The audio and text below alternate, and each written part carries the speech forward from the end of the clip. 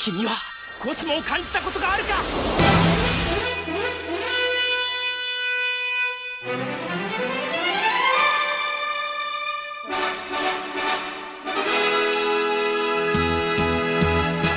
Bem-vindos ao podcast Sensei, o podcast de Cavaleiros do Zodíaco. Eu já tô super feliz porque a gente acabou de fazer uma gravação maravilhosa, Nicole. Hein, Nicole? Então, eu tô passando mal ainda. Como é que a gente vai agora? A gente já Nossa, fez... balançou mesmo. Dessa vez balançou. Hoje nós temos... Foi forte. Foi forte? Foi. Hoje nós temos como convidado no podcast o Francisco Bretas, o dublador do Yoga. Diretor da série agora, tem ator, dublador, poeta. Foi uma conversa muito gostosa, né? Que a Nicole e o Alan veio aqui participar junto com a gente, né, Nicole? Isso, e assim, acho que estamos ficando grandinhos, né? Já que... parece. Ele que é maravilhoso. Não, foi difícil manter a calma, assim, não se embalar, não embrulhar as perguntas e tal, e falar direito com ele, foi complicado. Graças a Nicole, queria agradecer você em nome de todo mundo do podcast, que a Nicole foi atrás do homem mesmo, conseguiu. Porque a gente tava, vixe. Então, foi difícil, confesso que tive que passar por vários estágios de vergonha, mas consegui. Mas acho que foi uma conversa muito legal, acho que o pessoal vai gostar. A gente falou só de Cavaleiros, a gente falou de várias coisas muito bacanas. O Bretas é uma pessoa muito sensível, muito artística. Acho que o pessoal vai gostar dessa conversa, né, galera? Eu adorei, tá louco? Foi uma boa, foi incrível. Uma gravação. Foi ímpar mesmo. Foi muito bacana, a gente tá muito feliz. Nem consegue disfarçar. Mas antes da gente ir para esse bate-papo maravilhoso, Nicole, fala pra esse povo quais são as nossas redes sociais.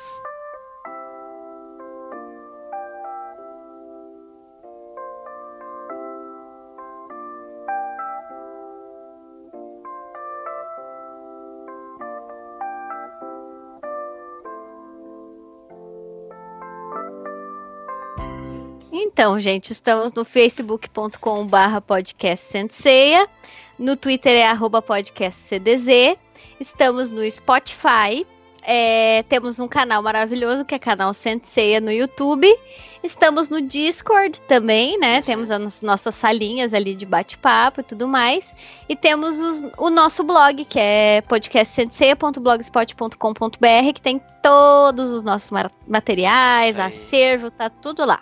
Vai ter foto do Bretas, vai ter vídeos dele declamando poema no post, então só curte aí e divirta-se com esse bate-papo que foi muito bacana, certo? É isso aí, que venham mais cavaleiros. Que venham mais cavaleiros, exatamente.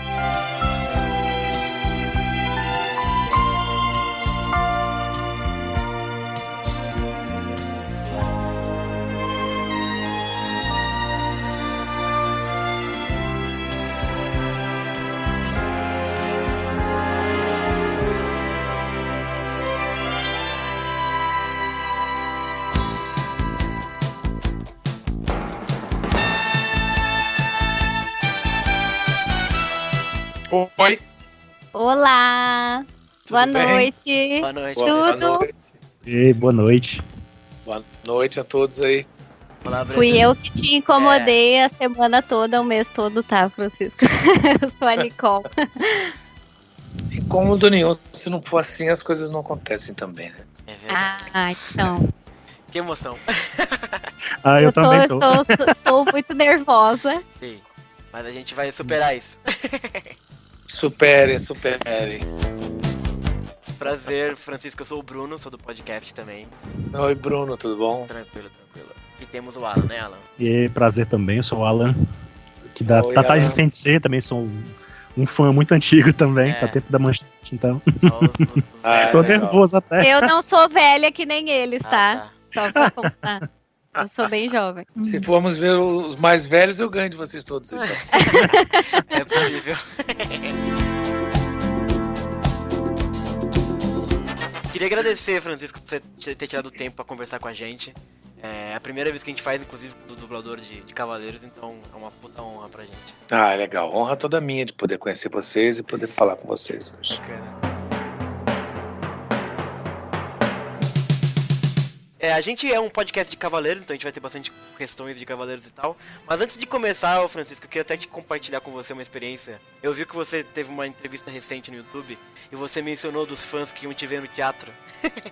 Aham. E eu sou um desse fã que foi te ver no teatro. Ah, que legal. Pois é. Que legal. Eu fui ver você no Retrato de Dorian Gray, lá no SESI. Ah, sim. Não foi um daqueles que me pediu pra dizer pó de diamante Então. no estacionamento.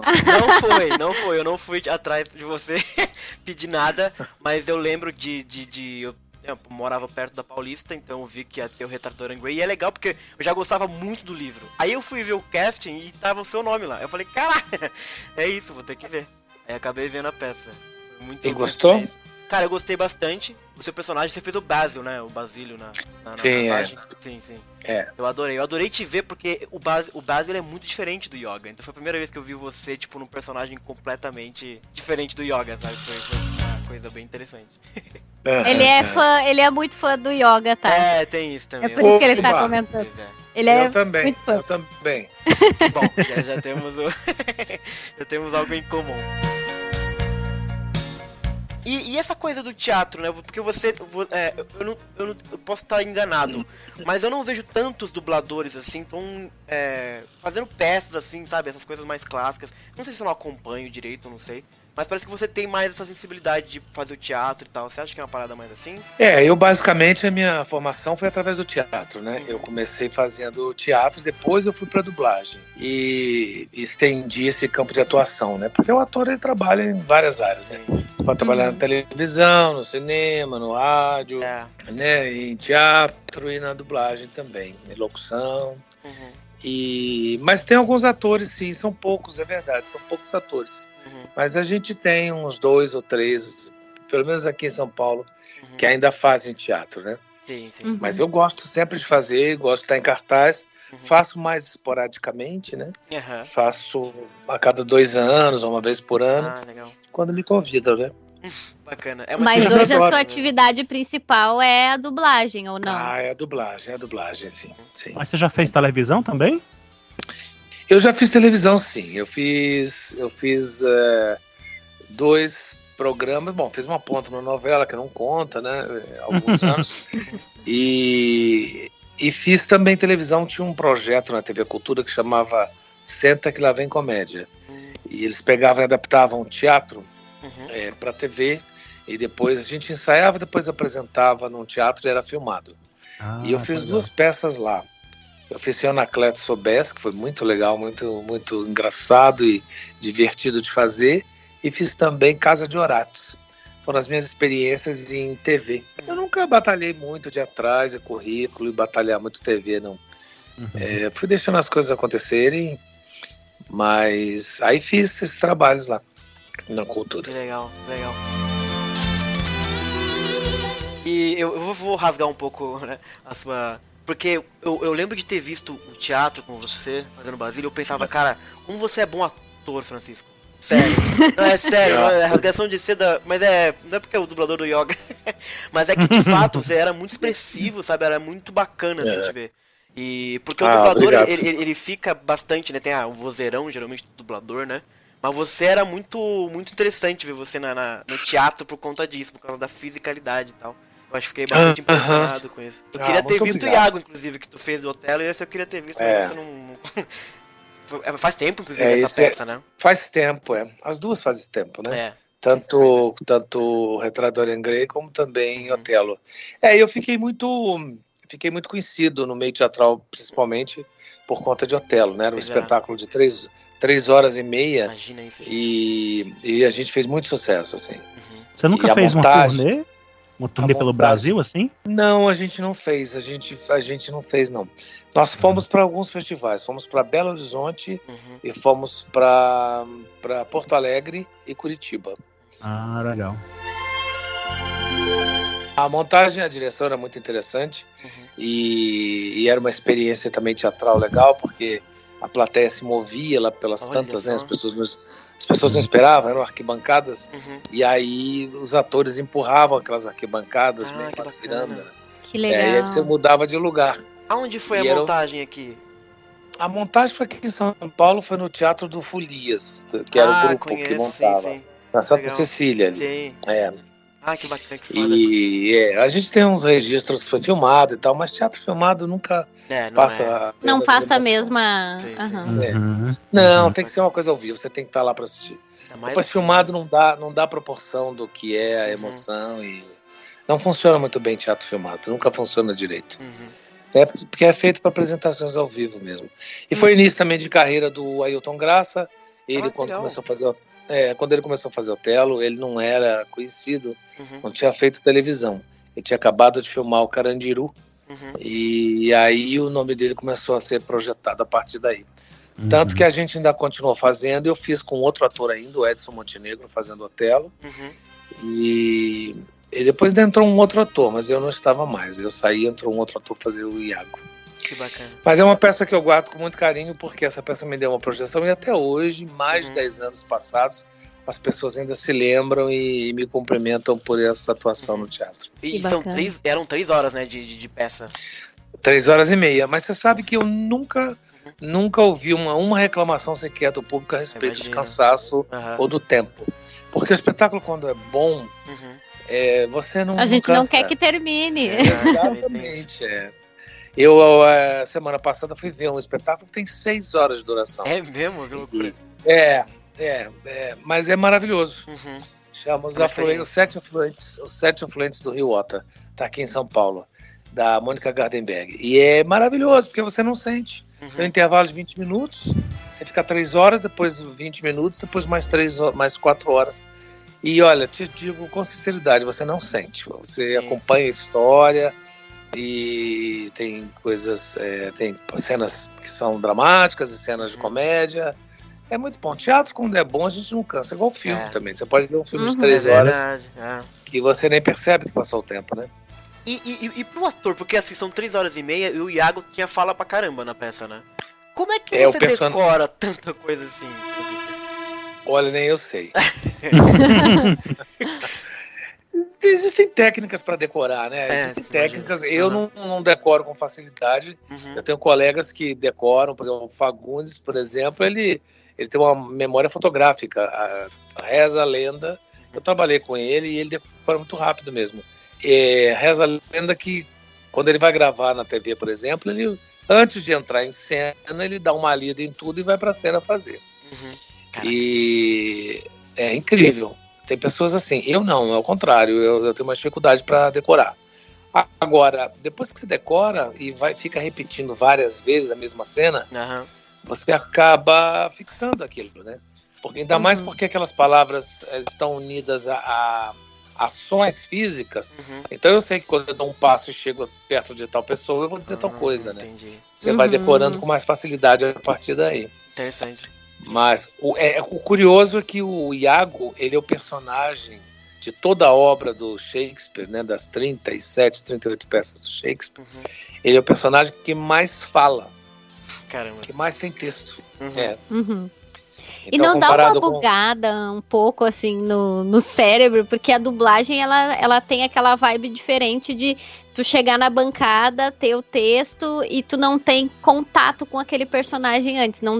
Eu não sei se facilita para esse trabalho do teatro ou complica mais ou são facilita. duas coisas.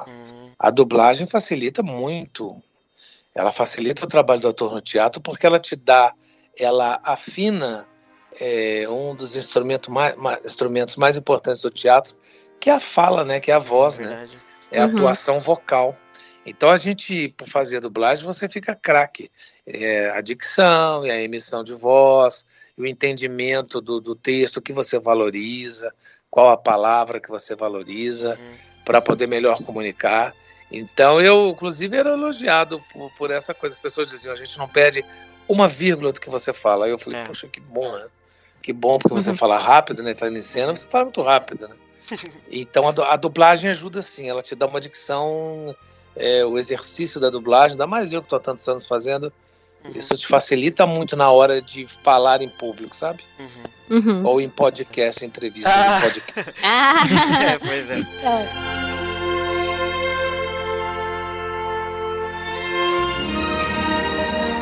já puxando esse gancho, então, já que tu comentou sobre isso, com que idade tu começou a dublar? Eu tinha uns 26, 27 anos. Foi o começo da minha carreira, era aí. Fazer teatro comecei com 18. Uhum. Mas a dublagem eu comecei por aí, mais ou menos. E fez teatro por quê, Francisco? Por que eu fiz teatro? Porque, olha, porque eu descobri que eu tinha... fui uma criança criada pela televisão, praticamente. A minha avó e televisão. Eu vi muita televisão, eu vi muita minissérie, muita série, muitos enlatados, como você dizia na época, né? E muita novela quando eu era criança. E as novelas, quando eu assistia, eram novelas de época, né? De capa e espada, de reis e rainhas, aquelas tramas, e adaptações de livros, sabe? Tinha a Cabana do Pai Tomás, que é um clássico da literatura americana. Eu vi muita televisão, vi muito programa de televisão, muita novela, e eu ficava maravilhado com esse mundo, sabe? Com o mundo artístico, com as novelas, com os atores, e com a capacidade deles interpretarem personagens, e eu acreditava piamente. E aí imitava algumas figuras e alguns personagens em casa que eu via na TV, de propaganda, Chico Anísio, tinha os personagens que eu imitava. E todo mundo achava graça, achava aquilo divertido. Eu falei, nossa, é tão fácil fazer isso, as pessoas se divertem. Eu achava muito fácil fazer. E depois fazia também para colegas, às vezes, na escola, quando tinha montagem, apesar de ser terrivelmente tímido, né? Sempre fui uma criança. Sempre fui muito tímido. Entendi. Ainda eu sou tímido, hoje em dia menos, porque por conta da profissão você é obrigado a falar e se apresentar para centenas de pessoas, milhares de pessoas às vezes. Então isso te dá uma desenvoltura para poder falar em público, né? E o próprio teatro. Mas eu sempre fui muito tímido, muito tímido. E eu comecei a fazer teatro por conta disso. Eu vim para São Paulo, minha mãe tinha vindo antes, e aí um dia eu passei em frente a uma escola de teatro, estava um cartaz lá, precisa-se de atores. E eu falei, bom, como eu faço isso com facilidade, eu não tenho tanto esforço para fazer, as pessoas acham que é bom, eu me meti lá para fazer e não parei mais, né? Que excelente. Que legal. E é engraçado, né? Assim. Essa coisa da timidez que você disse. Tem muito isso, né? Quando a criança é tímida, né? Eu também tive muito isso. Ela bota a criança no teatro, não sei o que lá, né? O teatro, olha, eu sei que hoje em dia falar isso no Brasil é complicado, mas eu acho que devia ser matéria curricular em todos os cursos. O teatro devia ser, porque te desinibe, cria jogos com as outras crianças, relacionamento. Conexões, você vive personagens que você jamais viveria, que é distante da sua vida, da sua cultura. É muito importante isso para o desenvolvimento, né, humano, eu acho. Mas quem sabe um dia, né? Quem sabe um dia, Francisco. A nossa cultura, né, será valorizada novamente. Exatamente, né? Mas acho que sim, acho que isso... A tendência é essa, né? Por mais que uns não queiram, a tendência é o artista se fazer ouvir, seja de que forma for, né? Pintando, cantando... E o povo gosta, as pessoas gostam, a gente gosta de interações artísticas, né? Eu também acho. Tá muito então, da gente natural, né? Eu acho. Ainda que com toda essa coisa política no mundo inteiro, sempre foi assim, as pessoas não valorizam, né? Os políticos não valorizam muito cultura, porque é o povo burro também, desinformado, né? A educação, escola, né? Mas essas coisas mudam sim, ninguém é pra sempre. Também acredito nisso, gosto de crer nisso também. Se a gente não acreditar nisso, a gente enlouquece. Porque é o que nos segura, na verdade, né? Se você for ver bastante a cultura, é o que às vezes nos dá esperança, na realidade, né? Com certeza. Sim, e na nossa área, por exemplo, na minha área de teatro, a função do teatro sempre foi uma função política. Porque você, quando vai ao teatro, você reflete sobre você mesmo, né? Isso. O Shakespeare dizia que o ator é o cronista do seu tempo, né? Então você vai ao teatro, vai ao cinema, vê uma obra, uma canção, qualquer coisa artística, aquilo é um registro de um tempo e de uma alma, e faz com que aquilo, quando te toca, seja um quadro, seja uma canção, aquilo faz com que você reflita sobre a sua condição como pessoa, como ser humano, né? Totalmente. E o tanto que isso tem meio que incomodado, né, os poderosos, é engraçado você ver como ultimamente você tem tido casos bastante claros, assim, de censura, então a arte tem, de fato, né, feito um papel bastante importante hoje em dia na sociedade. Essa coisa de de incomodar. Os tiranos, a primeira coisa que eles atacam é a cultura, né? Totalmente. Lógico. Porque a cultura é uma expressão popular, né, natural. Sim, espontânea, né? É isso. Então, é claro que na hora, a primeira coisa que eles querem é isso. É detonar com a educação, é fazer com que você não aprenda, não estude, não tenha conhecimento da sua real condição, né? Para poder exigir, inclusive, e para entender que esses políticos todos são todos funcionários públicos, né? E quem paga o salário deles somos nós, servidores, né? Pois servidores públicos, Exatamente. Mas eles se colocam numa posição de patrões públicos, né? De reis públicos. Parando arestas, né, da gente e tal. E o povo começa a acreditar que sim, que é o pai da nação, é a mãe da nação. Não tem nada disso, não. Pois é. Eles são servidores públicos. Servidores, né? servidores nossos, né? E o bom é que, assim, a arte ela é tão maravilhosa em suas várias vertentes que a gente sempre arranja subterfúgios, né? Sim. Não dá pra fazer uma coisa, mas dá pra fazer outra. E assim a gente vai... esse assunto me toca muito porque eu sou professora, né? Mas então você sabe mais do que todos nós do que nós estamos falando aqui. Né? Então eu vejo no dia a dia, assim, o quanto faz falta, né? A questão da arte, principalmente, é a mais gritante, porque dá uma perspectiva de mundo muito maior, né? Do que vários alunos podem alcançar. Então é muito importante trabalhar com arte em sala de aula. Exatamente. Porque é a maneira do aluno se expressar. Né? Pode crer. Não é só o raciocínio lógico, vou fazer conta ou decorar as datas das repúblicas ou fundações dos países, o que seja. Mas é que também é uma forma de cultura. Mas é a expressão do aluno, né?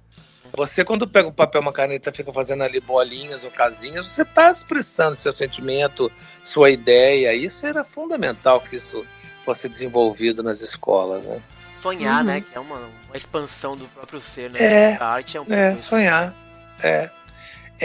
Eu acho que é abrir a mente do jovem ou da criança para a possibilidade do sonho. Sim. Porque a partir do sonho vem a realização. Total. Não é? Você vai buscar isso, você vai atrás disso de alguma maneira. Vocês que estão aí falando comigo certamente fizeram isso, como eu também fiz. Sim. Eu primeiro sonhei, depois eu fui atrás e hoje sou o que sou porque eu sonhei um dia, né? Em ser, né? E sonhar expande as possibilidades também, é um pouco disso, né? Sem dúvida. Não teríamos nada, não teríamos nenhuma dessas invenções e nem o telefone que estamos falando nele se não tivesse alguém que tivesse sonhado com isso antes, né? Totalmente. Cara. Tivesse observado navios, aviões, todas as invenções. Né? Sonhar é fundamental. Sonhar é fundamental, que bonito. Mas aí, a gente voltando pra dublagem, a gente foi longe na arte, né? Voltando pra outra arte, que é a dublagem. Você começou com 26, né? E eu fiz aquela pesquisa básica, você fez o Red Flash, né? Que é um personagem bastante conhecido da turma, né? Você fez vários Red heróis, basicamente, né? Teve uma época que me chamavam de Red Boy. Red Boy. Red Boy. De tantos, em alguns eventos falam isso, de tantos Reds que eu fiz. É uma história assim, uma história um pouco conhecida, porque eu já contei elas algumas vezes. Mas eu, quando comecei a dublar com o Nair Silva e o Líbero Miguel, e é sempre bom a gente dizer o nome das pessoas que nos estenderam a mão, né? Que nos abriram portas e que acreditaram no talento da gente. Mesmo quando a gente não sabia direito se tinha, né? E o Líbero postou muito nisso, ele e a Nair postaram em mim. E de que forma? Ele me deu, estava chegando... Na época estavam terminando de dublar Jaspion e tinham dublado Changeman. Estava nos últimos episódios do Jaspion lá. E aí chegou o Flashman. E quando chegou o Flashman, eu estava começando a dublar. Eu tinha feito a Volta dos Mortos-Vivos antes disso. E foi um primeiro papel assim mais especial e tal. E aí ele me deu aquele era o chefe da turma lá dos 5 meninos perdidos e tal, que era o Red Flash.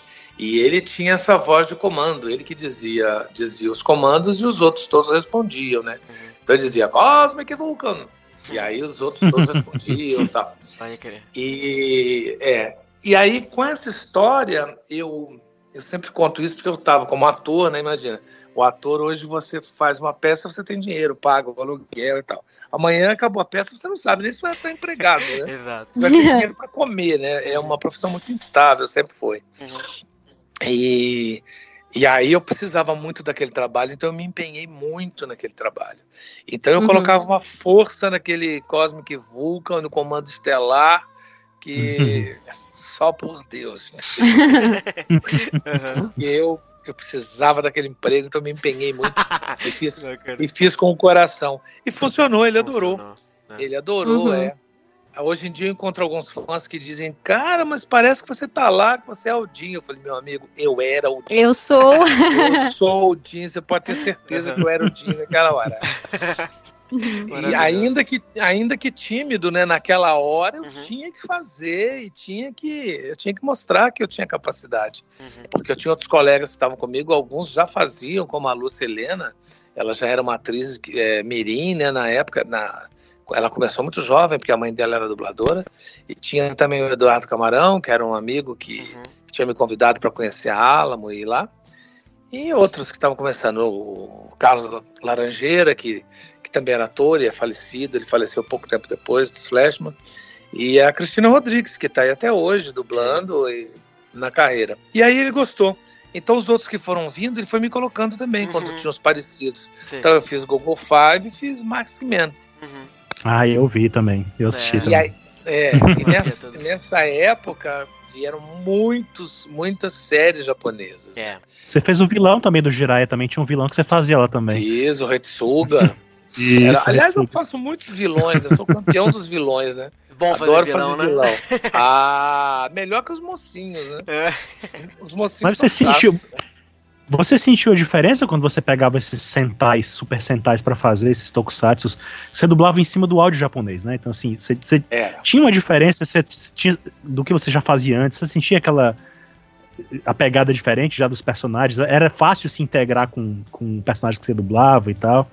Olha, fácil não era, mas eu como não tinha referência de nada, porque eu não tinha feito nada diferente antes, eu não tinha feito as coisas americanas, né, como hoje a gente faz basicamente sempre em inglês, tudo, e então a minha escola foi fazer mesmo aqueles sentais em japonês, e é muito diferente, como vocês bem sabem, a língua japonesa é completamente diferente, a métrica, o ritmo, né, o inglês também né, porque eles têm uma musicalidade diferente da gente, mas o japonês é muito diferente, né, e você tem que encaixar naquela boca, é uma coisa impossível, e eles são muito dramáticos, e a interpretação é muito dura, né, é muito assim, e a língua portuguesa é uma língua mais doce, mais feminina, né? É verdade. A nossa língua é muito feminina, né? Diferente do espanhol, que é mais viril, né? E o japonês também é bem viril, aquela língua, né? Mesmo muita gente diz que quando a gente fala português é como se estivesse cantando, né? Tem muita gente estrangeiros que falam do português falam que a gente fala cantando. Melódico, né? Então, essa opinião de ser língua feminina e tal é de estrangeiro mesmo, né? Que já disseram pra mim que a língua é muito, muito doce e é como se fosse uma canção mesmo, uma música. A gente não percebe isso, que a gente fala isso desde sempre, ou o tempo inteiro. É verdade. Mas os estrangeiros, quando vêm, amam, né? Acham linda a nossa língua e tal. Então, a minha primeira escola foi, de fato, com os japoneses, né? Com os sentais, e foi ali que eu aprendi a fazer, e me deu uma segurança para poder de sincronismo, né? E de interpretação. Depois vieram vários, porque virou uma moda, e aquilo era despejado na manchete, quilos, né? De muita coisa.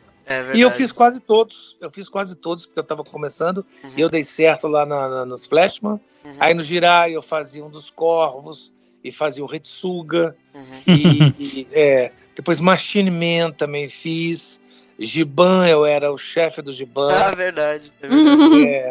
Eu era o chefe dele. Eu fiz muita coisa naquela época, sabe? Disso aí. Nem me lembro mais, mas era muita coisa mesmo. Sim. E sempre um convidado, sempre um personagem. E você falou você começou fazendo a volta dos mortos-vivos, né? E eu vi uma entrevista sua rapidinho, e você falou que você tinha medo das cenas, etc. Não tinha uma parada assim? foi, porque não foi medo, não. Era como eu fiz várias vezes, assim, eu não fiz de uma vez só, e a dublagem era uma coisa muito diferente para mim na época, porque eu não tinha experiência nenhuma, só tinha alguma experiência como ator, e aquilo era feito várias vezes, e era feito na ordem, então eu entrava no estúdio e começava a fazer. E não sei se vocês conhecem a história, mas é uma coisa básica, e era um jovenzinho que trabalhava numa morgue lá no necrotério, ele era assistente do cara lá, e eles ficavam empalhando bichos, animais e não sei o quê. E aí tem a história do gás, que aparece lá, alguém abre o botijão de gás e o troço de gás lá, espalha o troço que faz com que os mortos voltem à vida. E eles morrem, né? Então esse menino começa a ter rigor mortis. Aliás, foi a primeira vez que eu ouvi esse termo, rigor mortis. Então ele começa a sentir muitas dores e ele vai se transformando num cadáver estando vivo. Caramba. E aquilo me impressionou demais. E quando eu estava fazendo aquilo, e depois de eu ter feito todas aquelas, não sei o que, me ajude. Aí o diretor falou, paramos por hoje aqui, a gente continua na quinta-feira. E eu fiquei com aquilo, sabe? Eu fiquei muito impressionado. E eu fui para casa, eu dormi, eu sonhei com aquilo. E virou um filme de terror pra mim, aquela história. Muito bom. Porque essa era a dúvida que eu tinha da dublagem, e eu queria te perguntar, como é que você lida, se você ainda tem isso, de você pegar um texto que é muito dramático, muito tenebroso, que te emociona muito, você consegue, sabe, se desanexar do personagem e sair da cabine e tá tudo certo, ou você pega às vezes umas cenas que são muito pesadas e você sai meio pensando nisso? Tem que dar um tempinho e tal. Sim. Se o filme tem cenas, se o filme é bem feito, e se um filme tem uma história comovente, e se o personagem está envolvido numa história, sobretudo se tem alguma coisa a ver comigo, né? Tiro e queda, me emociono, e durante as cenas me emociono também. Eu sempre cito também o Ela, que eu dublei o Joaquin Phoenix. Bacana. Eu ouvi também. É um filme sobre solidão, né? Sim. E eu tava numa fase bem sozinho, bem entristecido. Aquilo me pegou de um jeito. Então tem uma cena, sobretudo uma cena que ele tá na cama, deitado meio no escuro, falando com ela, sobre sexo e tal. E ele começa a chorar.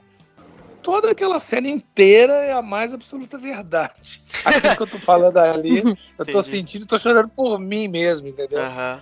Então é muito...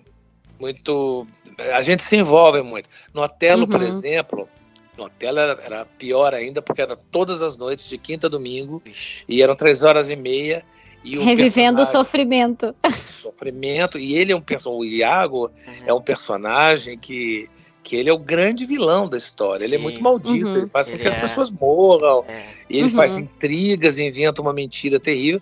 Ele é muito inteligente. E eu fazia aquilo tudo de uma forma divertida, e o público amava o Iago. Claro. E aí, o grande lance, que aliás a genialidade do Shakespeare é essa: você ama odiar o cara. Porque quando você se dá conta que você tá amando, você diz assim, mas eu não posso estar amando esse cara. Esse cara é um demônio, né? É um demônio. Esse cara é um bandido, é um assassino. E, no entanto, é como o Coringa também, né? Que tá no cinema, você sai de lá amando o cara. E o cara, né? A situação dele é uma coisa absurda, né? E o Iago era um pouco isso. Eu terminava o espetáculo, todos os colegas iam lá para fora cumprimentar, sempre tinham VIP, celebridades que iam assistir, e eu não ia lá para fora, porque eu não tinha condições. Eu saía muito abalado, e eu tinha que tomar um banho, e debaixo do chuveiro eu chorava pra caramba, para tirar um pouco aquela energia. Imagina o público, você ficar 3h30 e o público amando te odiar. E ainda mais assim, pertinho de você, né? Que é essa experiência do Folias, né? E você capta aquilo pra você, entendeu? O público tá olhando pra você, tá sentindo aquelas coisas olhando pra você. Mesmo que seja o teatro, né? Você recebe aquilo de alguma forma, aquela energia você recebe, né? E aí, quando terminava o espetáculo, as pessoas sempre elas não me abraçavam, o cumprimento era sempre um tapa e um palavrão. Assim. Nossa. Sabe? Dava um tapa. Porra, você não sei o quê, você é maldito, hein? Não sei o quê. Eu olhava pra casa, as pessoas diziam, escuta, isso é teatro, né? Uhum. Olha, era tão impressionante isso que pessoas do próprio elenco, houve uma época que acreditavam que de fato eu era um cara muito sacana e muito do mal. Você vê que coisa, né? Isso aconteceu comigo 2 vezes. Eu fiz também um outro vilão no Galileu Galilei do Brecht, que também era um inquisidor, era um cara terrível. E tinha um rapaz no elenco que uma vez eu dei uma risada e ele falou, é o fulano que está rindo ou é você? Caralho. A gente louca, né? A gente louca. Eu dizia, você tá doido, isso é teatro, eu ensaiei pra fazer isso. Doutor paranoico, E né? os próprios colegas acreditavam que de fato eu era um pouco aquilo, um pouco sacana e traidor e sei lá, uma mente criminosa e sei lá o quê. Não é um Mas baita isso não é um elogio pouco esse? achar. É, isso que eu ia perguntar, porque não quer dizer que o trabalho foi bem feito. Muito bem feito, sim. né? Por um Mas lado, é estranho, por um lado né? sim, Mas é estranho, claro. Deve ser. Imagina receber toda essa energia negativa todos os por outra dias. pessoa. Sim. Todos os colegas recebiam abraços, cumprimentos, gentilezas, flores. A mim eles me batiam. Sabe, aquelas velhinhas de cima da plateia me cutucavam, me davam bolsadas. Você é muito ruim, você não sei o quê. Eu ficava olhando pra cara das pessoas e falei, gente, será que esse povo tá louco? Não entendeu que isso é uma apresentação de teatro, né? Mas era um elogio, sim. As pessoas compravam a ideia de que, de fato, aquilo que elas viam durante 3h30 era mais pura realidade, verdade. Transcendeu, né? Tocou totalmente, que a pessoa perde até a noção de que é real do que não é real.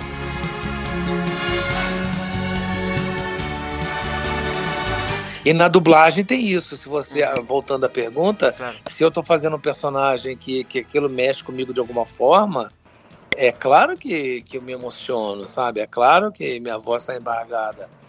No Ela mesmo, teve uma não sei te precisar qual frase é, mas houve um momento que eu falei de uma forma, porque ele tá chorando e eu tava também dentro do estúdio, que eu jamais ia conseguir repetir. E aí a diretora falou, parou a gravação, porque deu um barulho, alguma coisa na fala, um estralo, e era uma cena grande que eu tinha feito, e eu estava muito emocionado fazendo aquilo, e era muito verdadeiro, né? E o resultado, claro, que saiu Sim. de verdade, né? E ela falou, Bretas, dá para fazer mais uma? Eu falei, não dá não. Puxa vida. Ela se assustou porque, enfim, eu sou muito dócil para trabalhar, eu acho que o diretor sabe o que está fazendo, manda fazer, eu faço 10, 20, 30 vezes o que ele quer. É assim que foi mesmo, porque eu sou diretor e sei qual é a posição do diretor, né? Sim. O diretor conhece a obra inteira, a gente está ali fazendo algumas cenas. Mas esse dia, o técnico e ela pediram para repetir, eu falei, eu não vou repetir. Eu não vou repetir porque, por um simples fato, eu nunca mais vou conseguir essa qualidade de interpretação de verdade nessa frase aí. Então vai com barulho mesmo, entendeu? Porque eu me nego a fazer outra vez. A diretora entendeu, ela não ficou estressada nem nada. Ela falou, tá bom, eu entendo, eu vou tentar tirar o barulho aqui de alguma forma. Então. Mas foi uma única situação dessa. Fiz também, teve um outro filme que mexeu muito comigo também, que era Priscila, Rainha do Deserto. Ai, adoro esse filme. O meu sonho quando eu era pequena era ser drag queen. Olha só. É sério. Mas ainda dá tempo. Quando eu era... Ainda dá tempo, claro, né? sempre dá. Então, eu olhava aquele filme, eu achava maravilhoso. Eu disse, gente, que pessoas maravilhosas. Eu quero ser isso quando eu crescer. Maravilhoso, né? Eu acho aquele filme maravilhoso também. Deles saírem pelo país, pela Austrália, né? É muito foda. De fantasia, de mulher. Não, é sensacional. E ali também me emocionei muito porque tinha uma coisa dele com o filho. Era uma situação dele ir visitar o filho, né? E o amor dele pelo filho e a distância. E eu vivi uma coisa muito parecida com isso. Aquilo também me tocou muito, né? E vai por aí, vários, tá, né? Pequena Miss Sunshine também, aquele tio. É lindo. Que foi meu primeiro Steve Carell que eu fiz, primeira vez que eu dublei ele, e foi muito especial também. Vários filmes, né? Brokeback Mountain também. Maravilhoso. É um filme maravilhoso, maravilhoso, e eu adorei ter feito, porque bom, na época, se fosse hoje em dia não tinha tido tanto efeito, mas na época criou-se uma polêmica absurda em cima do filme, por conta deles serem gays e por serem cowboys, e essa coisa Tem uma machista, cena também, é verdade. de sexo, né? Sim, e de sim. beijo. E aí os machos que não têm muita certeza de sua condição sexual ficam Exato. incomodados, né? Sempre, Uhum. né? Sempre, Né? pois é. Foi, Porque sempre mexe sempre com foi um eles de alguma tabu, forma, né? Uhum. Eles não podem ver aquilo na tela porque eles ficam incomodados, quer bater, quer matar e quer tirar aquilo dali, né? Exato. E é uma pena, porque se perdeu, porque é um filme tão delicado, com interpretações tão especiais. E é um filme que fala, antes de falar de homossexualidade, é um filme que fala sobre a falta de comunicação, a dificuldade das pessoas conseguirem falar umas com as outras. Exatamente. Eles não conseguem falar entre eles, e não conseguem falar com as esposas, e não conseguem comunicar para o mundo como é que eles se sentem. Eu acho que o grande papel do Heath Ledger, eu acho que é esse. É verdade. Tinha uma série... mais até do que o Coringa. Eu acho esse papel dele, ele faz uma coisa com os dentes travados, ele não consegue falar. Os dois estão muito travado. Bem, né? Os dois são muito... eles não entendem, mas eles não conseguem resistir. É um negócio, é um embate muito louco na tela, né? Eles não entendem o que está acontecendo, mas sabem o que está acontecendo. Sim. E eles são muito solitários e se deixam... E lutam contra isso, né? Porque não pode, né? Ele tem muito esse embate. Não pode, claro que não pode. Até hoje não pode. Quem falou que pode? Não pode, né? Pois é. Não pode. Toda semana você tem notícia de gente assassinada, espancada, porque se beijou, entendeu? Porque teve um afeto. É difícil. Tinha uma série bem recente, também que teve na Netflix, que era Crônicas de São Francisco. Que eu dublei também. Que você, justamente, era o que eu ia falar, você dublou e era muito interessante também, porque tinha esse momento, o personagem era bem descontraído, era engraçado, muitas vezes, mas também tinha os momentos em que era muito forte o diálogo, né, passava muita emoção também, quando ele falava do passado e tal. Eu gostaria muito que dublassem as outras temporadas também, porque depois que saiu a mais recente, a Netflix incluiu todas as anteriores, mas nenhuma com dublagem. Ah, que pena. Pois é. Dá pra entender a história a história do seu personagem, dá pra entender melhor assistindo todas as temporadas anteriores, porque conta a história disso, né? É interessante, vou ver, vou assistir. Só que são atores diferentes que interpretam, mas seria interessante se tivesse o mesmo elenco de dublagem pra todas as temporadas, seria muito bom. E aquela atriz, a Olivia Ducax, é uma atriz incrível. Ela tá bem idosa agora, mas eu já vi coisas anteriores quando ela era mais nova assim, com 60, 50. E era incrível. Justamente, na Crônica de São Francisco também é com ela também, ela tá desde o comecinho. Sim, pois é, exatamente. E é incrível, né? Eu gosto muito de cinema. E de uma forma ou de outra tá lá, porque eu tô lá dentro fazendo e colocando vozes nesses personagens, né? O Crônica de São Francisco foi legal também, era um outro tipo de gay, porque ele é todo assumido e ele, né, o que a gente chama em jargão, dá umas pintas, umas desmunhecadas e tal. Foi um exercício divertido também ali. Expansivo. Pra fazer.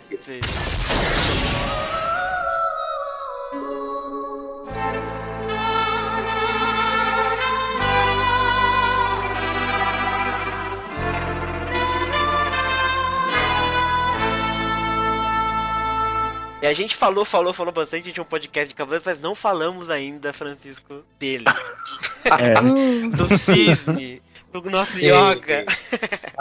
O nosso querido Yoga. O nosso querido maravilhoso Yoga. E a primeira pergunta que vem, você já falou em alguns lugares, mas eu não pesquei ainda. Como que você ganhou o Yoga? O Baroli apontou pra você e falou, Yoga, como é que foi isso? Eu tava começando, acho que o Baroli já tinha me ouvido dublar em alguns lugares, ou quando ele dirigia na época, eu acho que ele deve ter entrado em algum estúdio e me ouviu, e eu não era muito conhecido, né? E aí ele achou que eu tenho uma voz mais doce, mais serena, e que tinha a ver com o Yoga, porque o Yoga é assim, né? Nossa, ficou perfeito. Ele é muito doce, né? Muito. Então, aí calhou, ele me chamou para fazer. Tinha também uma dificuldade, porque a primeira vez que dublamos na Gota Mágica, a gente ouvia o original pra gente e era em espanhol. Nossa. E era muito ruim, sabe? Era muito ruim. Se fosse em japonês, seria melhor. Era muito ruim. Porque todo hablado assim, las cosas que... ¿Qué hace? ¿Qué piensa? ¿Qué diga? Usted, assim não pode, polvo de diamante. Era horroroso aquilo. Aham. E aí você tinha que ouvir umas 2, 3 vezes para ligar a tecla SEP ali, a SAP, virar e passar pro português, né? Nossa, E aí, quer dizer, você quando entra no estúdio e começa a dublar, você não sabe nada, né? Uhum. A gente não sabia. Alguém falou vagamente que esse desenho fazia sucesso na Europa. Uhum. Tinha acabado de estrear lá. Uhum. E então foi uma confusão, porque foi dublado em japonês, depois foi para a Europa, foi dublado em francês. De francês foi dublado em espanhol, e de espanhol veio para América Latina para a gente fazer aqui. Aham. Né? Uhum. Eles acham que no Brasil a gente fala espanhol. Um telefone Então sem veio fio pra cá. quase, né? E aí foi isso, teve todo um detalhamento, e aos poucos eu fui entendendo e compreendendo que ele era mais recolhido, que ele não era tão exibido quanto o Seiya, por exemplo, né? Sei. Aham. Ele, né, tem aquele Wiki, né, que são personagens mais que se exibem mais mesmo, né? São os Totalmente. heróis. e tal. Aparecidos, né? Aham. Aparecidos, Aham. E o Yoga ao contrário, o Yoga, né, com uma tragédia na vida dele, Muitas a história da mãe tragédias, dele, né? né? Muitas tragédias, os mestres que morrem, Pois né? é. Inclusive um mestre que ele mata, né? Exato. Uhum. E a mãe que dá a vida por ele, afunda dentro de um navio para que ele fosse salvo. E aquela dificuldade na Sibéria de ter que vencer e de ter que superar a si mesmo e ficar dando soco no gelo para destruir a montanha, quer dizer, coisas impossíveis, né? Uhum. E a persistência de ter que persistir. E quando ele acha, ou quando, né, os fãs até acham que a gente acha que ele já superou, ele já é um herói, já tem poder. Não, aparece o mestre e diz, agora você vai me vencer, vai ter que me vencer, porque você ainda tá preso ao seu passado. Ao sentimento. E esse é o seu ponto fraco, vão te matar e vão te destruir. Exato. E ele menino, eles são todos meninos, né? Uhum. São todos meninos. E aí o Alexei lá diz, não, eu não tô preso. É, sim, você é preso a sua mãe. Não fala da minha mãe, tá vendo aí? E se você não me matar, eu te mato, né? Se você não me destruir, eu destruo você. Mestre Camus, né? O Camus, lindo, né? E feito pelo Walter Santos, que tinha uma voz muito especial. Ai, maravilhoso. É, maravilhosa. É uma das vozes mais lindas do CDZ, o Walter Santos, eu Era acho. mesmo, era mesmo. Né?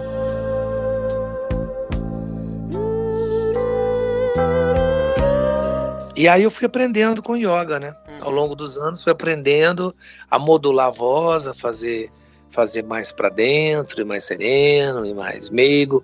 E quando ficava irritado, ainda assim ele não vai para os agudos, né? Ele é contido e bota mais virilidade, né? Nos golpes. Verdade. E, não, né? Você não pense que você irá fazer e tal. Ele toma aquela... Agora foi gostoso fazer o Cisne Negro, né?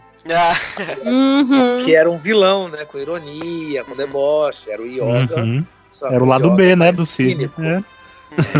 E aí foi ótimo, foi maravilhoso, porque pude fazer um vilão, né? Eu gosto muito de fazer vilão. Né?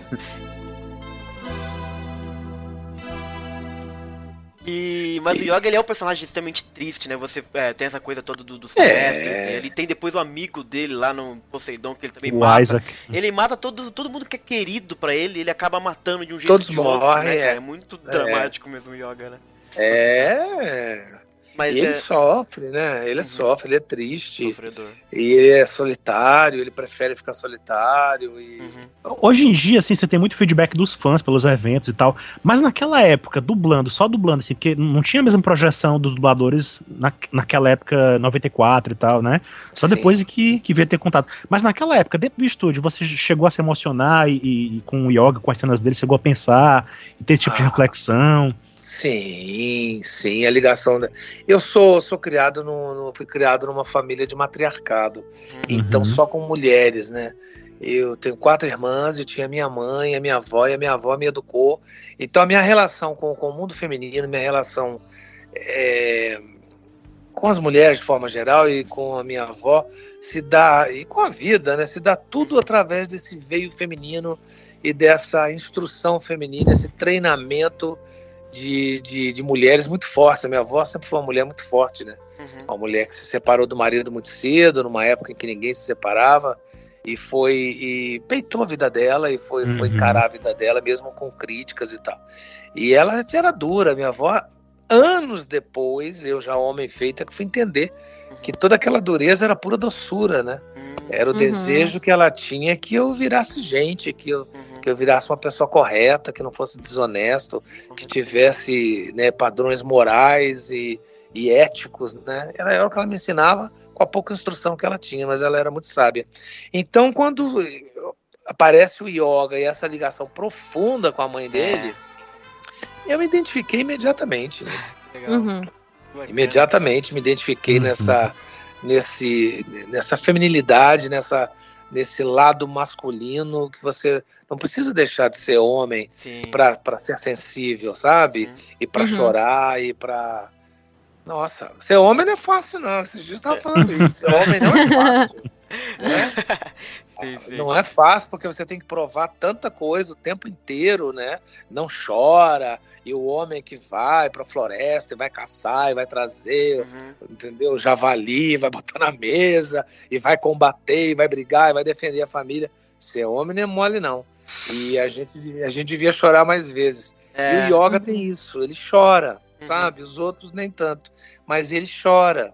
E ele é íntimo, e ninguém sabe disso. Os colegas, os irmãos, os amigos, não sabem que ele vai lá e mergulha naquele fundo de mar e desabafa com a mãe e diz da saudade dele e tal. Nossa, eu acho comovente. E aquela música linda, né? Ah, nem me fale. As músicas mais dramáticas são tocadas nas cenas do yoga. É verdade.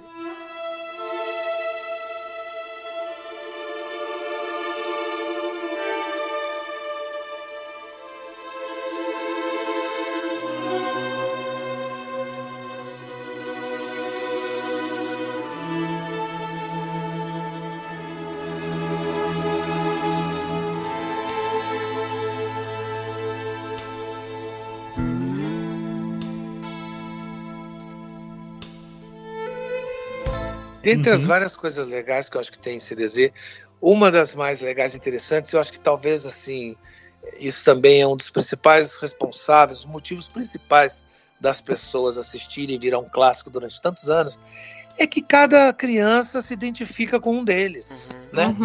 Exato. Cada um escolhe um herói e diz, nossa, esse aí é igual a mim, eu quero ser ele. E você acompanha essa saga, esse caminho do herói, e todo mundo diz assim, puxa, eu também posso fazer isso. Se ele conseguiu, eu também consigo, né?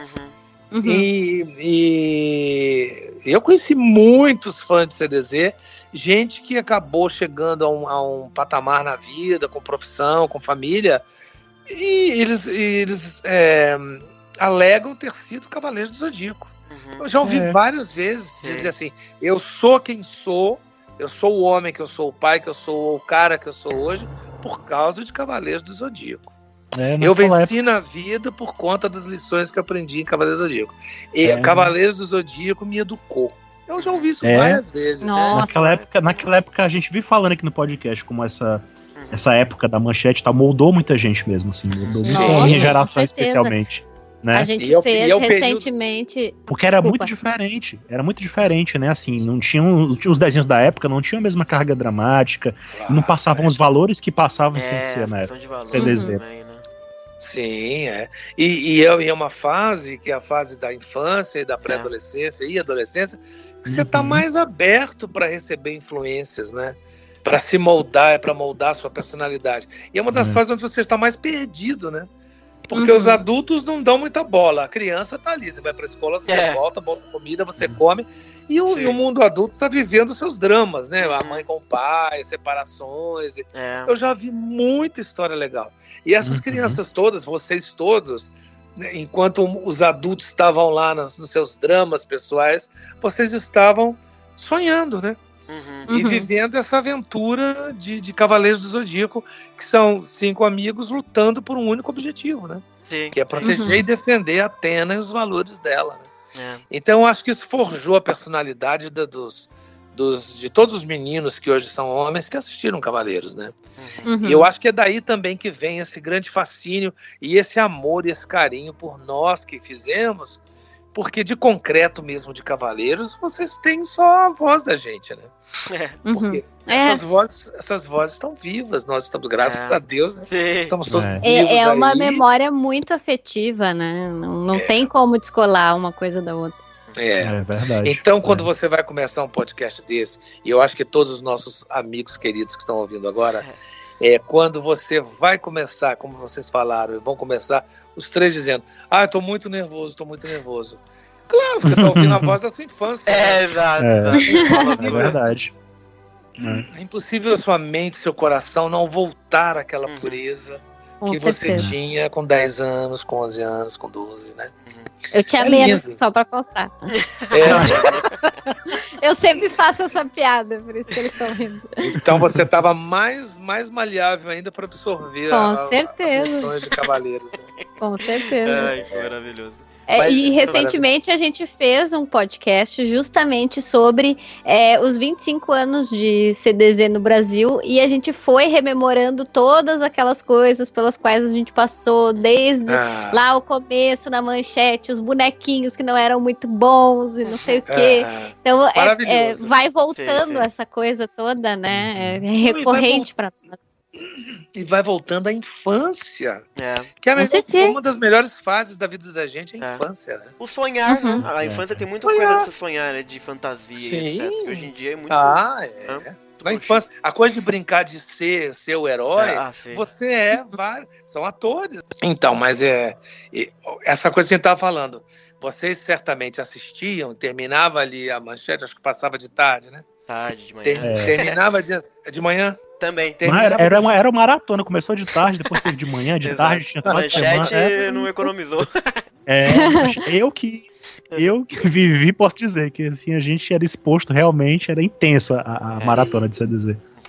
Maravilhoso. E eu tenho certeza, e me desmintam, que vocês assistiam, e depois vocês já iam pro quintal ou pra sala e já viravam ceia, yoga, ike, já chamavam os amigos e iam, né, cada um com o seu personagem, o seu herói, sendo esse herói, né? Brincadeira. É isso mesmo. Não, a gente brincou de ser durante muito tempo, até na internet. Depois a gente comentou que muita gente escrevia como se fosse o personagem, sabe? Tem muito isso também que aconteceu na internet. Que maravilha. Que jogos de RPG. Mas é curioso isso que você falou, essa coisa da gente, criança, se espelhar, né, nos personagens. Porque tem muito uma questão dos personagens de Cavaleiros que eu acho que é diferente. É que, como você disse, são meninos, né? Eram franzinos, eram molequinhos que choravam, não era bombadões que só socavam, eram garotos que tinham seus dramas, né? Choravam ali também, então era bastante diferente. E realmente foi uma semente, assim, acho que pra todo mundo que assistiu na infância, os valores de superação, etc. É imbatível. Sim, porque eles não eram diferentes de vocês. Pois é, eu sentia muito isso. Eles eram meninos também. Não tinha pai, não tinha mãe ali. Você vê que eles não têm pai, não têm mãe. Pois né? Eles não têm pai, não tem figuras adultas ali, a não ser Mitsumasa e o outro lá. Enfim, mas não tem nenhuma figura adulta. E eles enfrentam aqueles caras todos, né? E eu acho que quando você assistiu, devia ser uma coisa assim, se ele pode, eu também posso. Mas sempre foi, com certeza. Né? Se o Yoga conseguiu vencer esse porque eram sempre impossíveis, né?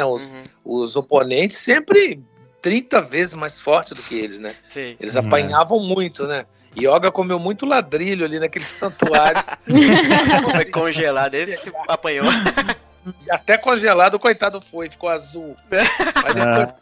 Mas depois teve o Shun que o aqueceu e aí tudo ficou melhor. Cena maravilhosa. Exato.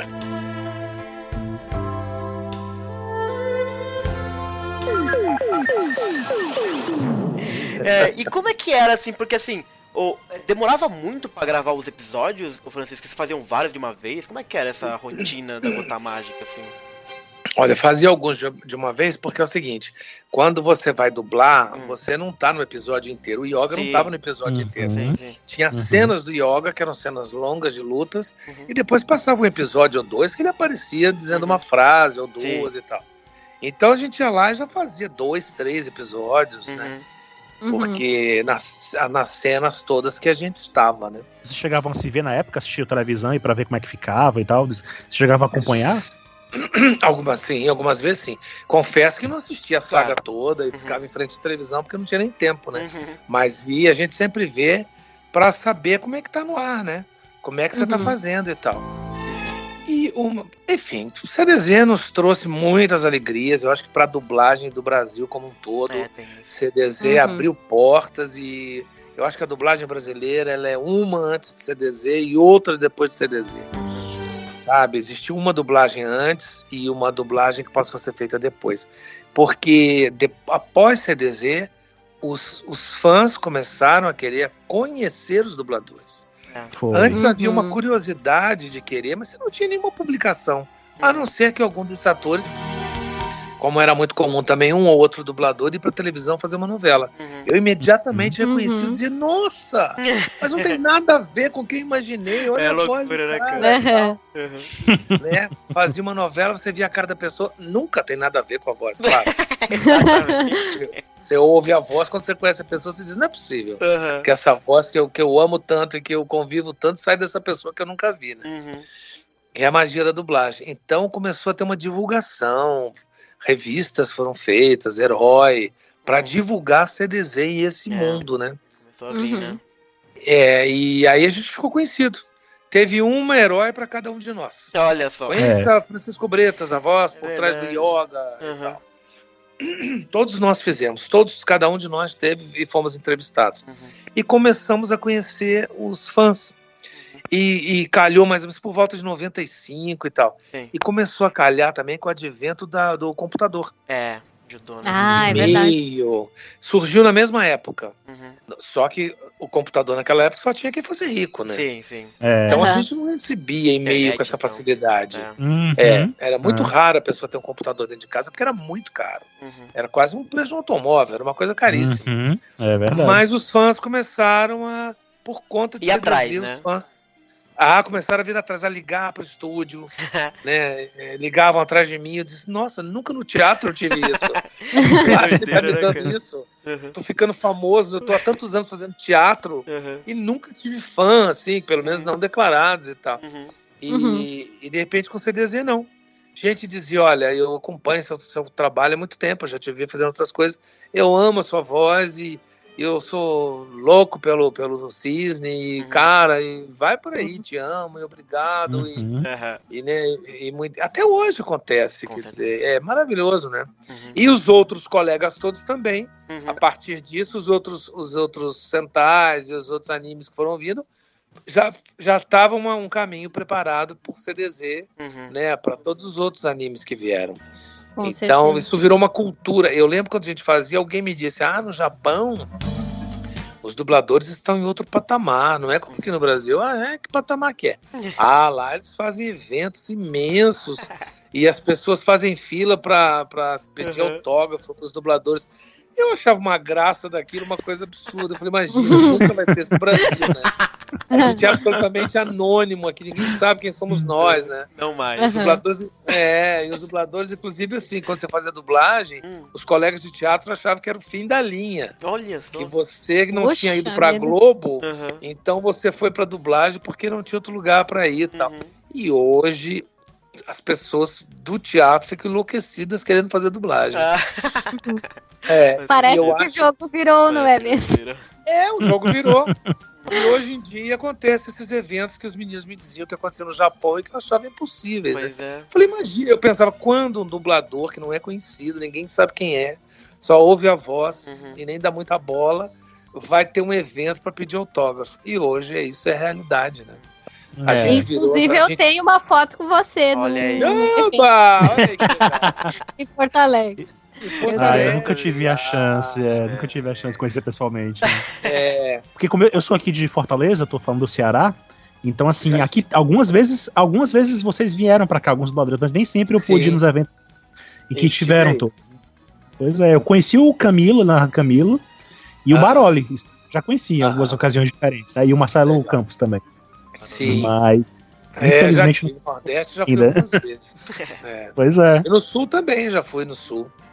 Já fui no Brasil inteiro. Eu só não fui em Maranhão ainda, São Luís do Maranhão. E não fui em Belém, não conheço. E mais o quê? Do Nordeste, acho que só. Já rola. Rola! Eu adoro ter contato com os fãs e quem não gosta, né? O artista só quer ser amado. O afago, né? Sim.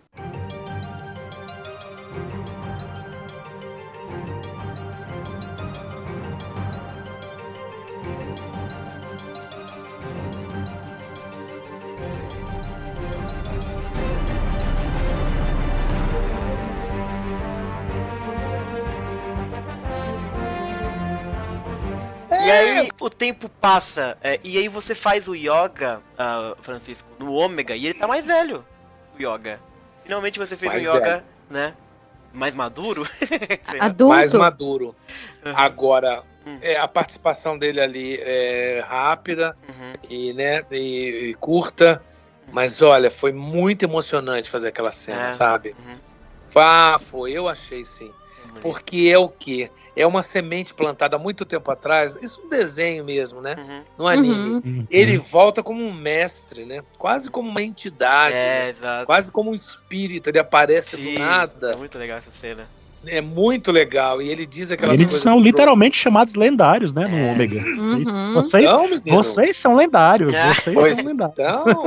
Então, e não é bacana isso? O homem na caverna, né? É muito bonito mesmo, aquela cena. É lindo, E foi muito emocionante fazer. Então, o tom pra escolher, pra fazer...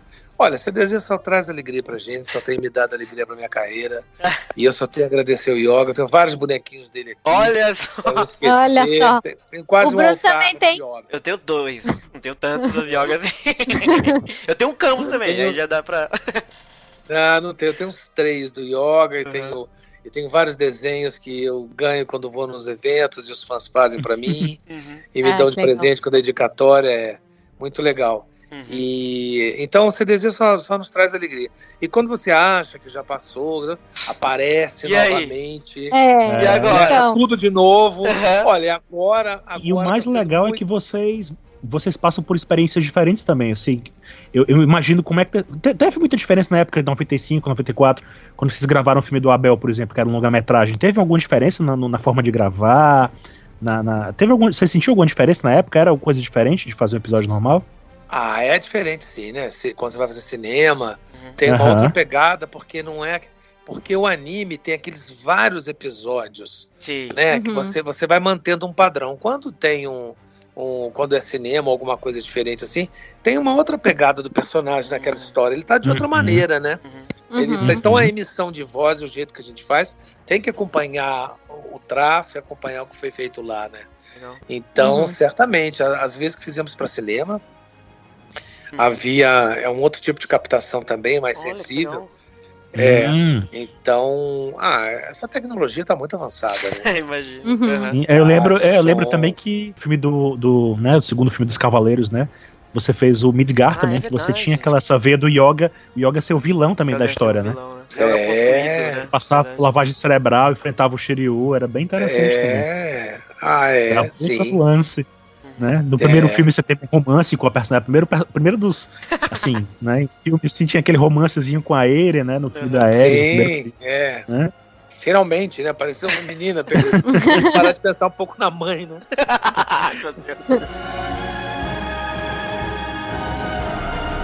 E anos depois veio agora, né? O Lenda do Santuário também, que foi um movimento pra trazer vocês de volta pra gravarem esse reboot, né? Da série, agora também na Netflix também, teve esse remake, né? Teve muita diferença também? Como foi a sensação de continuar dublando e no nova mídia? Sempre é diferente, né? Porque, por exemplo, a gente fez na Gota Mágica, depois aquela gravação, redublagem, né? Redublou, a gente fez na Alamo. Quando foi pra Alamo, você imagina, foi anos depois. Foi. Então já não eram mais aqueles jovenzinhos entrando pra fazer um anime que não sabia exatamente do que se tratava e que fez com todo carinho, mas não sabia da repercussão. Quando a gente voltou pro estúdio, anos depois, já éramos homens feitos. E já éramos, por conta de Cavaleiros do Zodíaco, já éramos Francisco Bretas, Elcio Sodré, Hermes Baroli, nomes na dublagem conhecidos, respeitados e amados por conta de Cavaleiros. Então era quase um tributo e uma obrigação de você fazer, e mais experientes também, né? Então era uma obrigação de você fazer melhor ainda do que tinha feito da primeira vez. Cada vez que a gente tem que entrar no estúdio, pelo menos falo por mim, imagino que os colegas pensam assim também. Cada vez que eu tenho que entrar no estúdio para dar voz ao Yoga, é um rito, como você disse, é uma lenda.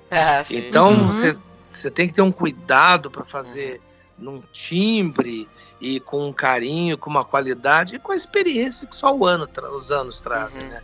De você trabalhar ano a ano.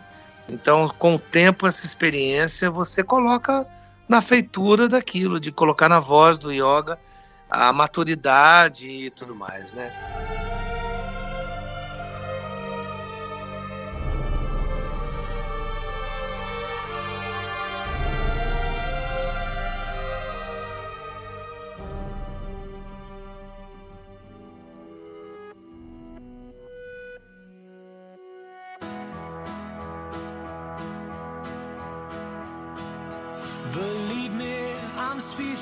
E hoje em dia, que além de você fazer o yoga, você dirige a turma toda, Bretas.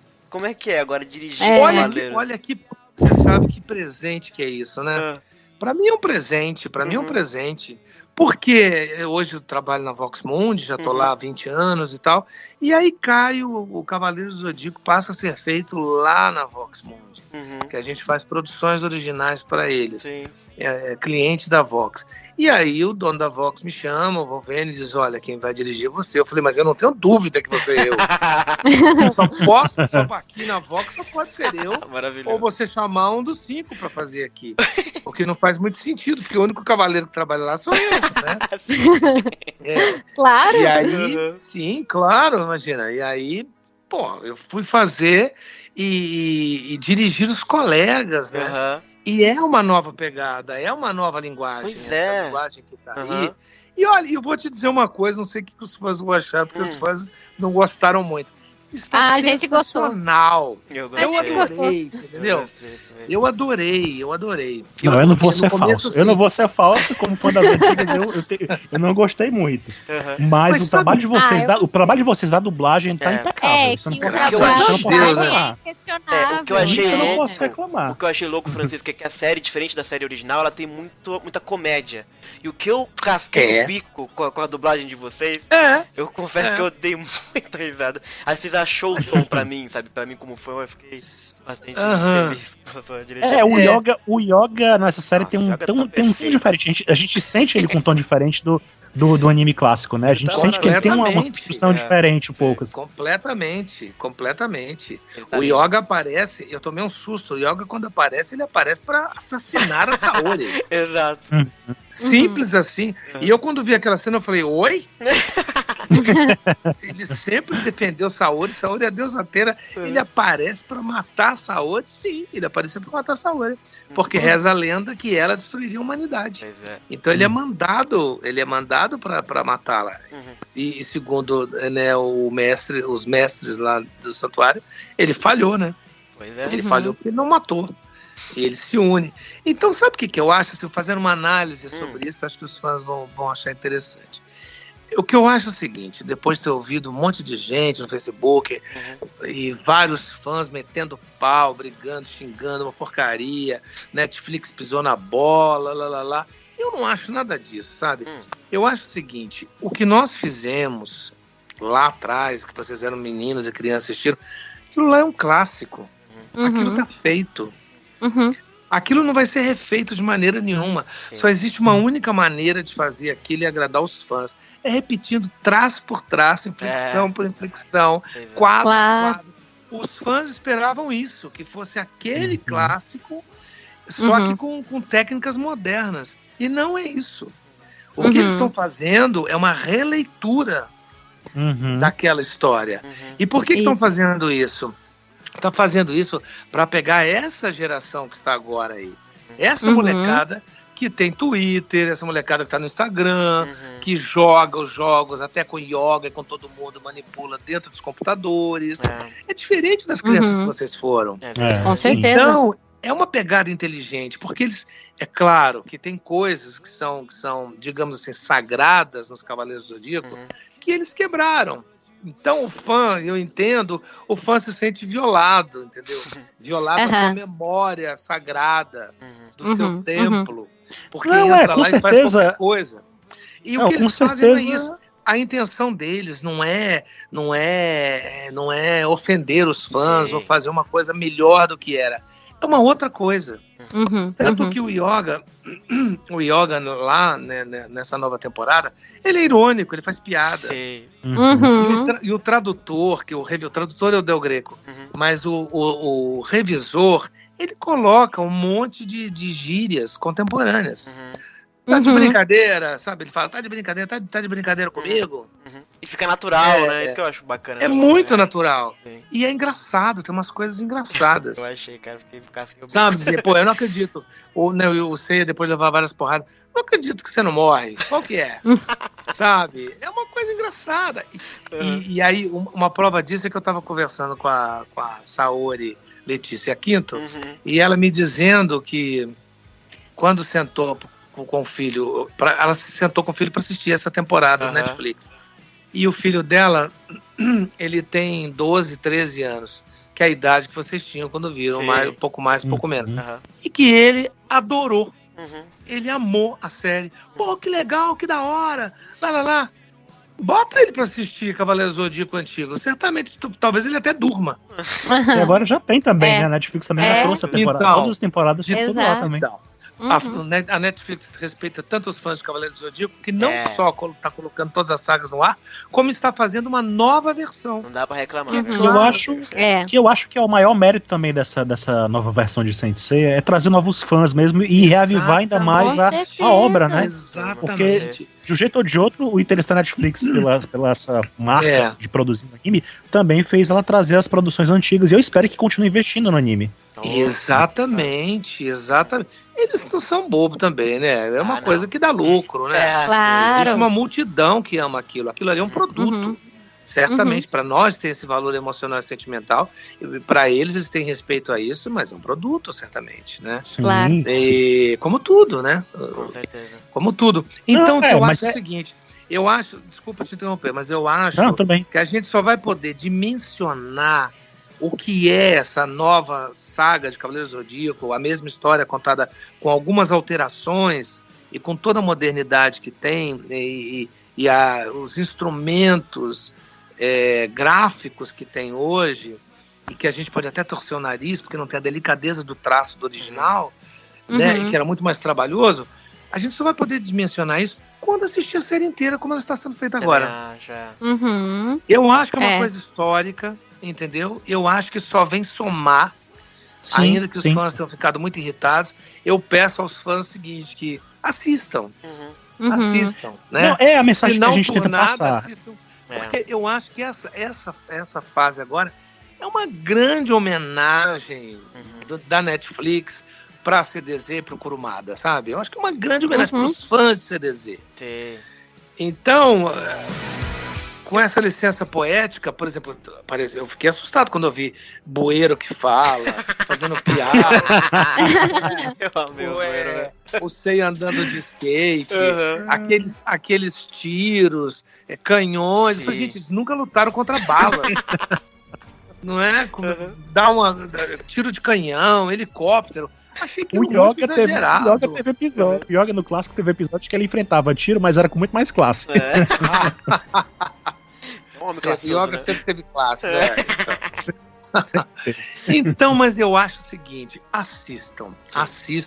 Você pode ter certeza que eu tô ali em nome de todos os fãs, cuidando de cada detalhe, de cada inflexão, né? Tem entrado para que as vozes e a dublagem saiam perfeitas, redondas. Você pode ter certeza, a personalidade deles pode estar um pouco alterada, mas as vozes, elas continuam fiéis ao clássico CDZ lendário que foi feito há 30 anos, há 20 anos.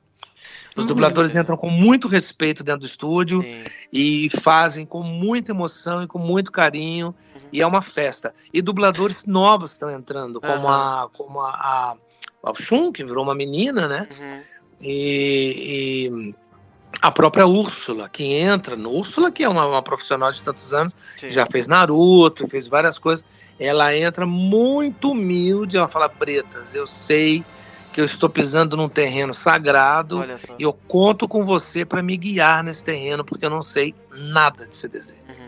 Sabe? Então, só dela ter essa humildade de entrar lá e se colocar nas minhas mãos, né?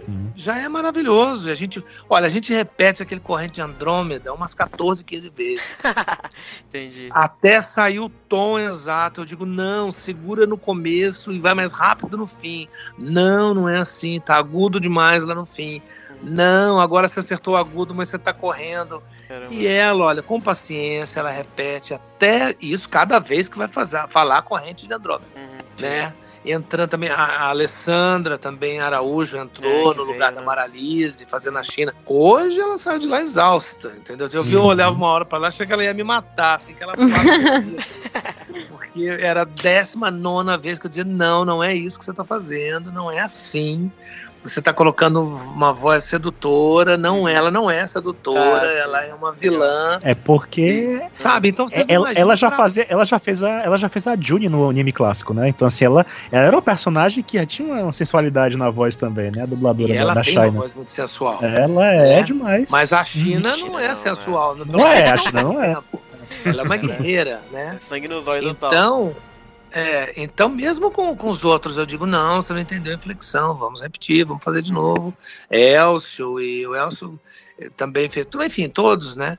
E todo mundo muito lá, no barato de fazer, emocionado de fazer e adorando fazer, sabe? Então, só pode dar certo, porque é feito com muito carinho, com dá essa impressão muito mesmo. tesão. Que a turma tá se divertindo muito fazer a dublagem. O Hermes parece muito solto pra fazer o Seiya, eu tô achando muito legal. A grande preocupação era isso, né?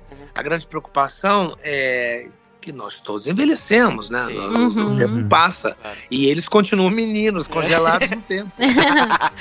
Pois é, e como é que faz nesses casos? Tem algum trabalho que se faz na voz? Tem algum cuidado especial? O que se faz nesses casos?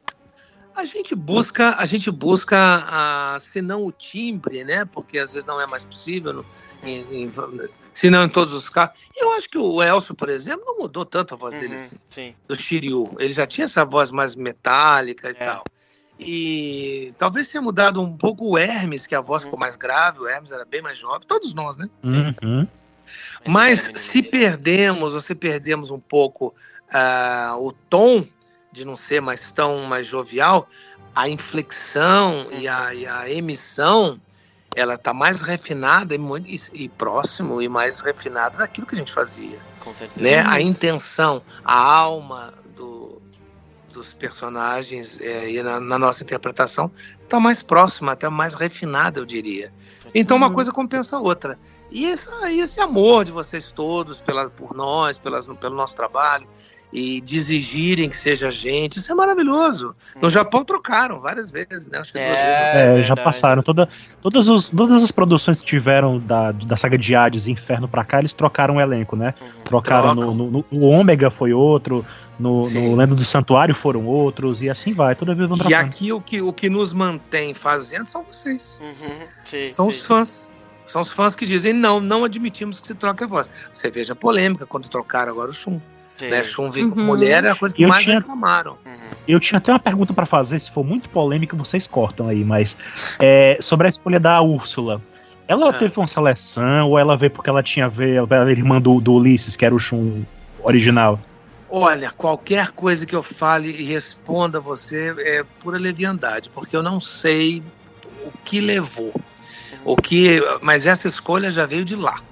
Não houve teste, não houve nada. A Netflix exigiu que fosse ela. Olha só. Tá. Exigiu que fosse ela.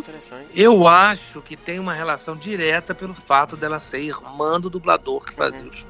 Entendi. Porque isso é uma especulação que nós tivemos assim, entre nós quando a gente fala sobre o Lenda do Santuário. A gente chegou. Da Netflix, a gente chegou a mencionar isso. Chegou a essa conclusão, né? A gente pensou isso, porque ela é uma boa dubladora, com certeza, né? Sim. Mas ela era muito conhecida, ela é muito marcada nos fãs por, como você falou, por fazer o Naruto, ela fazer o Goku criança. Então, assim, era uma coisa que era muito forte, a gente pensou, o que será que pesou, né? Você pensar, né, na balança, ela ser irmã do Ulisses, ter essa coisa de familiaridade, né, e tal, com a voz, o personagem, ou... Eu acho que foi isso. Eu acho que essa popularidade dela... eu acho que é o fato de ser irmã mesmo. Porque, inclusive, isso era uma coisa que a gente comentou, dizendo o que você acabou de dizer, ela já fez personagens muito marcantes. Ela é muito marcante. Faz o Naruto, ela fez, né? É complicado. E engraçado que essa é uma das poucas personagens meninas que ela fez na carreira dela, assim. Teve uma que ela fez também em Sailor Moon, que ela também é muito lembrada, mas a Shun agora é outra que vai entrar no hall dela de personagens marcantes de um jeito ou de outro, né? Ela vai ser conhecida por esse papel. E quando eu a dirigi, ela fazendo várias vezes, eu falei, olha, você não fique chateada comigo, mas a gente tem que chegar no tom exato desse grito de Corrente de Andrômeda. E ela falou, não, você pode pedir quantas vezes quiser. E eu pedi mesmo, várias e várias vezes. Não é isso, vamos de novo. Não é isso. É isso agora, isso. É isso que você fez aí, exatamente isso. Segura. Naquela cena, porque quando fomos fazer de novo, começava tudo outra vez. Não é isso, não é esse tom. Porque ela não registrou ainda na cabeça dela como é.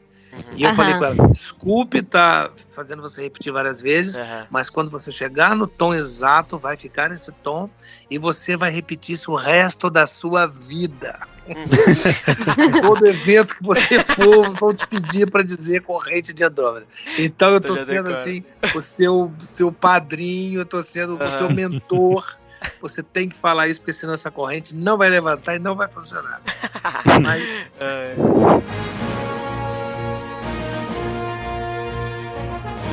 Demorou muito pra dublar esses episódios da Netflix? Quanto tempo levou o processo todinho de dublagem desses 6 episódios que foram? Levou um mês e pouco. A gente... Nossa, mas foi muito tempo antes da estreia ou foi... Como foi assim, pelo menos acho que a gente fez tipo novembro, estreou em fevereiro, março, não lembro direito. Foi uma coisa uns 4 meses, porque tem pós-produção, né? Tem a mixagem, depois tem uma pós-produção deles de som. Olha só. E vocês só fizeram aqueles 6 mesmos, né? Fizemos aqueles lá, sim. Então a gente, vocês estão com muita expectativa para a continuação, para a sequência? Estamos. Esse projeto todo ele é ultra secreto. Olha só. Sim, imagino. Ele é ultra secreto. Nós todos que fizemos, eu sobretudo, o técnico, a gente assinou termos de confidencialidade e toda a estrutura de segurança da Vox Mundi, gastaram-se lá milhões para que seja seguro, tanto a coisa da internet, da transmissão de dados, para que seja muito seguro, e como também lá dentro mesmo, fisicamente, para entrar nos estúdios, mudou tudo lá, por conta de CDZ, por conta de Netflix. As pessoas quando vão dublar, elas têm que deixar o celular fora, ninguém pode entrar no estúdio.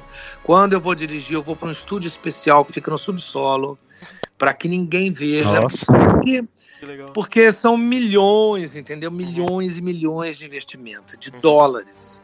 Se alguém entra lá e de má fé fotografa um fotograma de uma temporada que não foi ainda, a multa são mais de 15 milhões de multa, entendeu? Minha nossa! Ai do céu! A multa é imensa, então a gente tem esse termo de confidencialidade. Faz sentido. E todos que entram lá, para você ver, isso não acontece com os outros produtos, quer dizer, não dessa forma, pelo menos.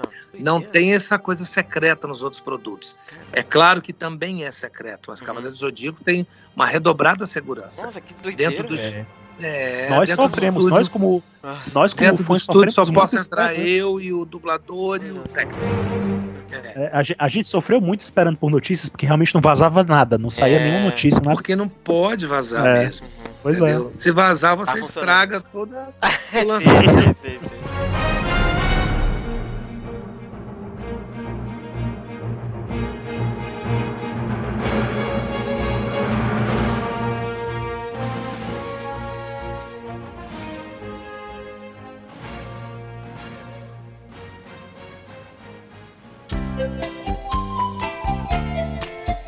Ô Francisco, eu queria agradecer demais. Eu sei que a gente passou um pouquinho do tempo. Puta prazer ter você no nosso podcast. É um sonho realizado, basicamente. Nossa senhora, eu nem duas acredito. Perguntas muito rapidinhas pra você, que é sim ou não, que é bem só bobagenzinha. Em Cavaleiros, se você não dublasse o Yoga, qual outro personagem você gostaria de fazer, botar sua voz? Nossa, ninguém nunca me perguntou isso. Eu acho que... Porque eu gosto muito do dublador que faz da voz dele. Minha voz não se encaixaria nele, mas eu gostaria de fazer ele. Ou eu gosto muito do Ikki de Fênix. Olha, que legal que Olha! Ia ser bem diferentão. Nossa, agora eu acho pensando nessa loucura, velho. Eu acho... Não, você pegou todo o personagem. Agora, se combina ou não, é outros 500. Mas eu acho que minha voz não seria pra ele, enfim, por questões de timbre e tal. Mas eu gosto muito da voz do Leonardo fazendo o Ikki de Fênix. Eu gosto, assim, eu acho bonita a voz dele, já falei isso pra ele. Eu acho bonita a voz dele e ele dá uma ele dá um poder, uma virilidade, uma autoridade pro Ikki. E o Ikki é misterioso, né? Ele aparece, desaparece, às vezes tá contra os cavaleiros, às vezes tá a favor. Ninguém sabe qual que é do Ikki. Né? Ai, e a outra pergunta? A outra pergunta é a última, prometo. É assim, o povo pede muito pra você fazer o pó de diamante, as coisas tudo. Alguém já te pediu, Francisco, pra você fazer o balé do yoga? Olha, nunca me pediram não, mas já fizeram pra mim. Quando a gente era criança, cara, todo mundo fazia aquela dancinha do yoga. E você sabe por que tem esse balé? Cara, eu imagino que ele é russo, né? Deve ter uma coisa de balé dos cisnes e tal, né? Eu imagino que é uma referência ao balé dos cisnes, né? É uma homenagem ao balé Bolshoi da Rússia. Eu acho que é também. Eu nunca cheguei a ver, né? É porque foi uma coisa exclusiva do anime, né? Não tinha no mangá esses movimentos e tal, uma coisa que inventaram pro anime. Então, de fato, foi uma referência. É muito bonito, né? É bonito. É bonito.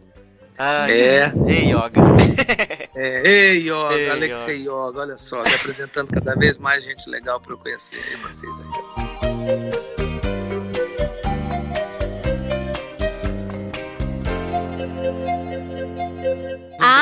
Só uma outra coisa. Não sei, Francisco, se tu não queres falar sobre o teu canal, né? Que é o Fala Francisco, fazer uma propaganda, aquela coisa toda. Eu, particularmente, assisto todos os vídeos do Fala Francisco. Eu quase chorei de tanto rir no vídeo da The One. Eu quase é o grande sucesso. O grande sucesso lá é a The One. É maravilhoso esse vídeo. É maravilhoso. Muito obrigado. Obrigado por assistir e tal. Então, o canal surgiu lá na Vox, um dia na hora do almoço.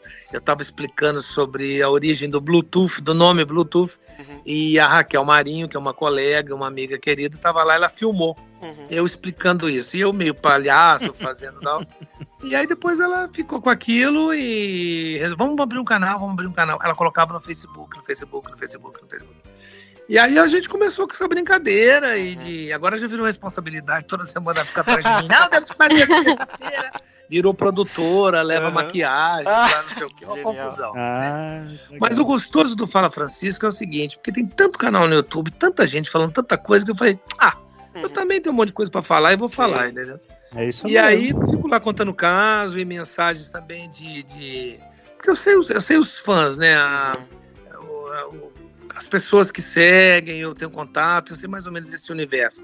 Então, tem muita coisa de adolescência e mesmo na juventude e de depressão e dores e tal. Eu também toco nesses assuntos, conto histórias de família, minhas histórias, e curto muito. Eu, no futuro, pretendo abrir outros, eu fazendo eu mesmo, mas para falar com coisas mais espirituais. Legal. Uma coisa mais não seria autoajuda, mas pode ser chamado também, mas com mais poesia e declamando poesia, falando poesia e falando sobre vida, uma coisa mais conceitual assim, que eu tenho vontade de fazer uma coisa mais espiritual, que eu sou muito espiritualizado e aí eu tenho vontade de fazer também. Mas o canal é esse, Fala Francisco, hashtag Fala Francisco, e tem @Chico Bretas também no Instagram. Boa. Me apareçam lá, todas as manhãs eu tô lá para dizer bom dia para as pessoas. Tá bom? Hashtag Chico Bretas e Fala Francisco. E obrigado por vocês me convidarem para poder participar. Tá bom? Muito obrigada. Prazer, nossa. Valeu, meninos. Boa noite e obrigado. Boa noite. Obrigada. Tchau. Tchau.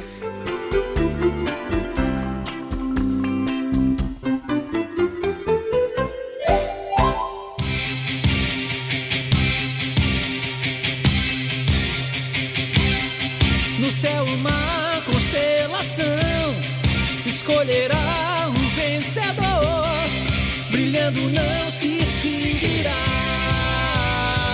até cumprir sua missão. Peraí, tá tocando um alarme aqui, gente. Desculpa, gente, é o meu trilha remédio. Sonora, é o meu remédio, desculpa. Beba, tome remédio. Pronto, liguei já, desculpa, perdão. Vencer, oh yeah!